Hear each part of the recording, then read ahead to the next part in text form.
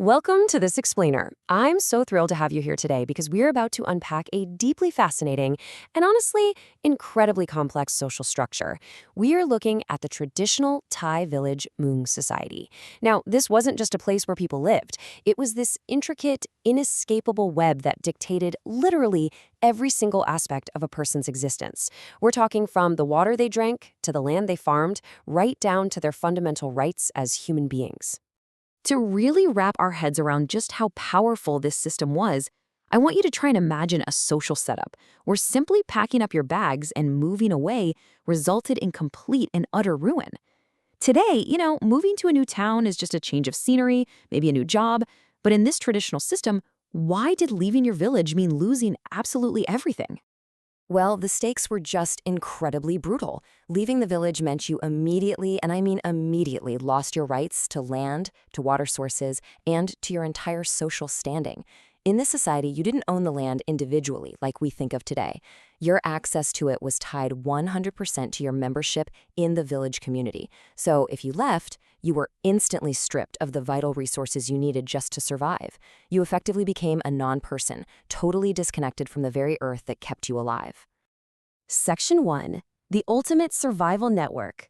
This brings us to the grueling reality of wet rice cultivation in mountain valleys. Just think about the sheer physical labor required here. Digging canals, building diversion weirs, repairing these massive, complex water wheels, and channeling water for miles. The effort needed to tame that landscape was simply too massive for any single family to handle on their own. You couldn't just lone wolf this. You absolutely had to cooperate with your neighbors to manage the water, protect your crops, and maintain order. The village itself was born out of this raw economic need to survive together. Okay, let's dive into Section 2, Lords of the Muong. So communal cooperation was an absolute necessity, right? But here's the twist. It was quickly hijacked by a much broader political structure. Enter the Muong. This was a larger socio-political unit made up of several villages. And sitting right at the very top was the Tao Muong.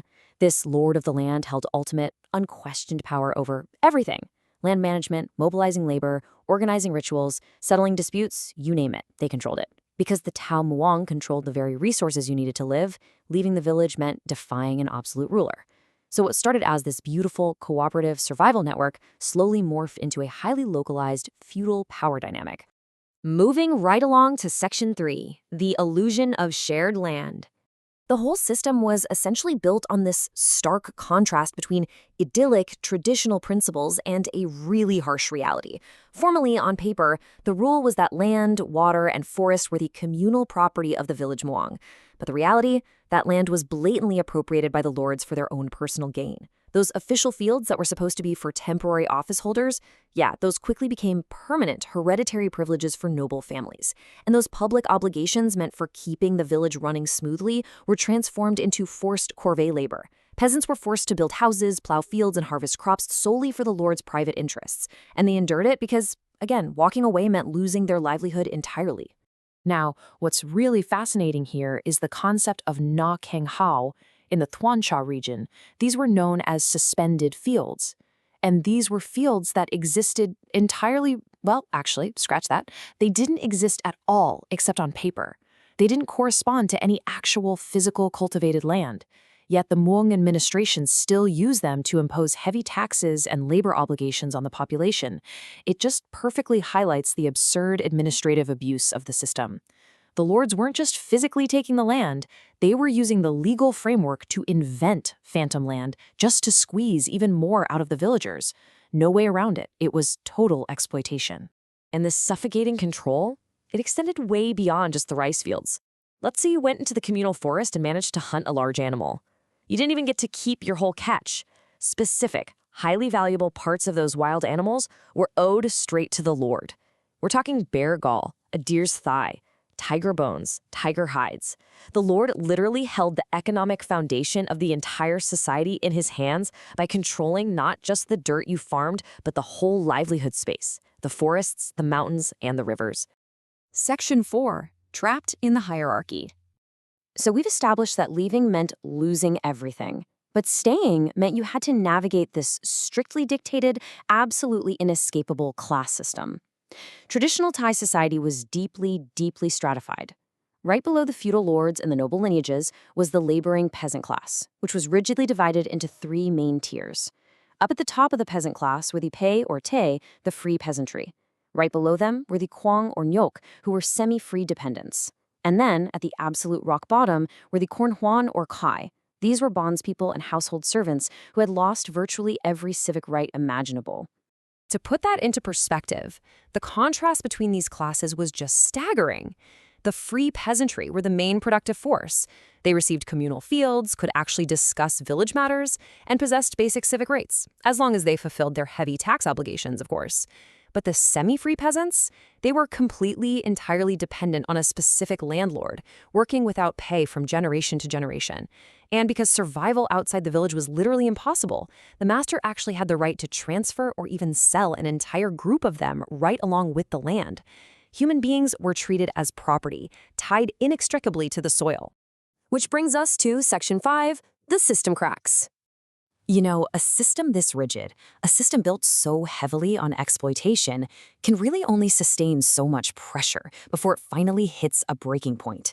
And for this society, that pressure eventually arrived from the outside. When French colonizers arrived in the Northwest, they actually allied with the local lords. They incorporated that Thai lordly class right into their own colonial administrative apparatus.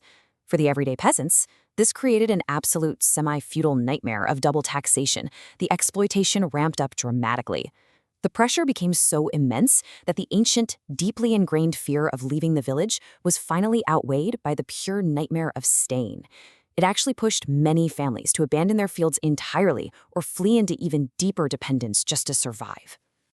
This intense pressure cooked for decades until it finally forced a historic breaking point. So we start way back in the pre-colonial era with that initial blend of cooperative survival and tight feudal control. Then, in the late 19th century, the French arrive, incorporate the lords, and severely worsen the exploitation. But the real game changer? That happens in August 1945. The revolution overthrows colonial power, and with it, the traditional lordship system is gradually abolished altogether. Those feudal, exploitative relations were dismantled. For the very first time, the Thai people transitioned from being the ruled subjects of a lord to being the active subjects of their own communities. And that leads us right into the present day, where modern administrative structures have officially taken over.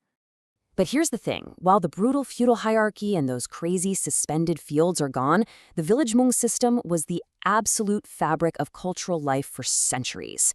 The historical memory of this system is still deeply, deeply entrenched. So it leaves us with a really fascinating question to ponder as we wrap up this explainer.